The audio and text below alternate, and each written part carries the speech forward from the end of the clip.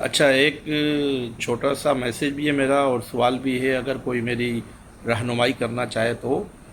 बाज़ लोग जो होते हैं कि उन्होंने कोई हमें मैसेज करना होता है किसी मालूमात के लिए, किसी इन्फॉर्मेशन के लिए या किसी भी बात का बताने के लिए, तो वो हमें नहीं करते हैं। तो उसकी कुछ भी वजह हो, या छुपा रहे हों या हमें अपना ना समझ रहे हों, तो बाद में जब उनसे रब्ता हो तो वो एक उज़र पेश करते हैं। वो कहते हैं कि भाई हमने आपको इसलिए रब्ता नहीं किया कि हमने ये सोचा कि शायद आप मसरूफ़ होंगे।